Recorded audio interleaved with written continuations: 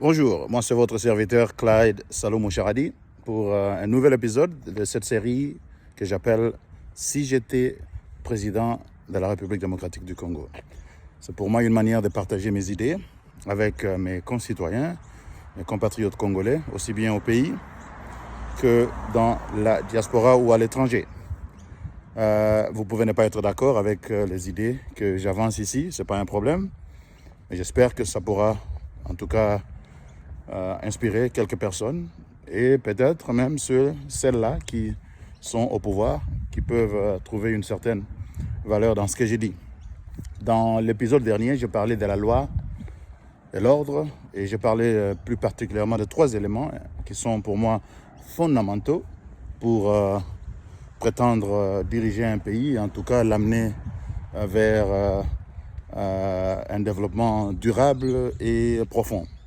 Il s'agit de la loi, la justice et les impôts. Il faut que toute personne, en fait tout citoyen dans un pays, chez nous au Congo particulièrement, que nous soyons tous égaux devant la loi, que nous ayons tous les mêmes chances au niveau de la justice. En tout cas, il faut que la justice soit équitable, qu'elle soit bien organisée, qu'elle ne soit pas malade comme celle qui est la nôtre. C'est une bonne chose qu'il y a des travaux qui se font maintenant pour réformer la justice. On espère que ça va améliorer certaines choses. Et puis le 3e élément, c'était l'impôt.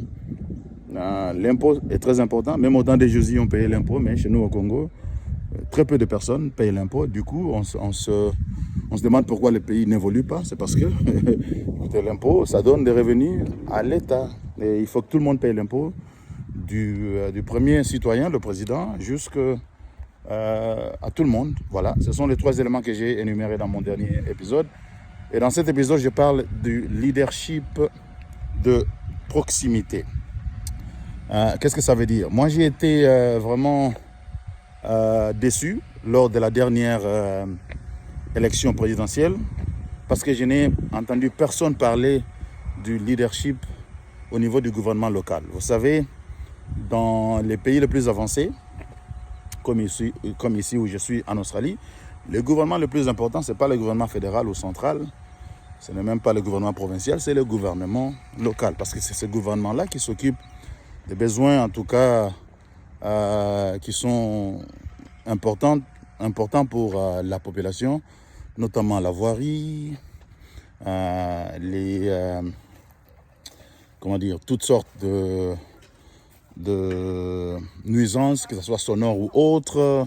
C'est ce gouvernement-là qui donne l'autorisation de bâtir, parce qu'il faut que les normes urbanistiques soient respectées, que l'environnement soit respecté, tout ça. Donc c'est le gouvernement local qui est en tout cas directement impliqué dans la vie de tous les jours des citoyens. Mais chez nous, malheureusement, les gouvernements locaux, les gouvernements municipaux n'ont pas de moyens, ils n'ont pas d'arsenal juridique pour faire leur travail. Et donc je pense qu'on ne peut pas, en tout cas, gérer un pays comme le Congo sans qu'on ne puisse donner des moyens financiers et des éléments ou des outils juridiques aux gouvernements locaux. Le Congo est tellement grand. Et donc il faut que toute personne qui prétend en tout cas développer le pays puisse réaliser que c'est tellement important de donner des moyens et des ressources nécessaires aux gouvernements locaux pour qu'ils puissent travailler, parce que la présence de l'État se manifeste plus particulièrement au niveau des gouvernements municipaux, gouvernements locaux. Et parce que chez nous on se plaint que l'État est pratiquement absent, et c'est essentiellement parce que les gouvernements municipaux n'ont pas de moyens de pouvoir faire leur travail. Et voilà, donc je pense que c'est hyper important et que tant que cela n'est pas fait, je crois qu'il y a beaucoup d'erreurs que le gouvernement actuel est en train de faire en ne prêtant pas assez d'attention à cet aspect des choses. Donc, pour finir, parce que je ne veux pas prendre trop de temps, si moi j'étais président, après avoir m'occupé de la loi, de la justice, des impôts, je vais tout faire pour que les gouvernés puissent être rapprochés des gouvernants à travers les gouvernements locaux, leur donner tout ce dont ils ont besoin et faire qu'ils aient de manière régulière la capacité de pouvoir lever des fonds parce qu'ils peuvent faire payer des taxes. Ici où je suis, vous voulez bâtir une maison, votre permis de construire vient du gouvernement local et les taxes annuelles pour chaque maison, ça va au gouvernement local et ça permet à ce gouvernement de s'occuper des choses comme, au-delà de ce que j'avais avancé avant, même des jardins publics, des terrains de jeux, et tout ce qui donne un peu une certaine qualité de vie et un environnement propre dans un milieu local.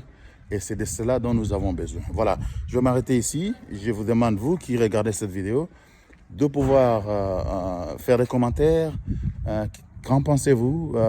Comment est-ce que nous pouvons faire pour que le gouvernement au niveau municipal puisse avoir plus de moyens, plus d'autorité et être mieux organisé afin que leur travail puisse contribuer à la qualité de vie des citoyens au niveau local. Voilà, merci et à la prochaine.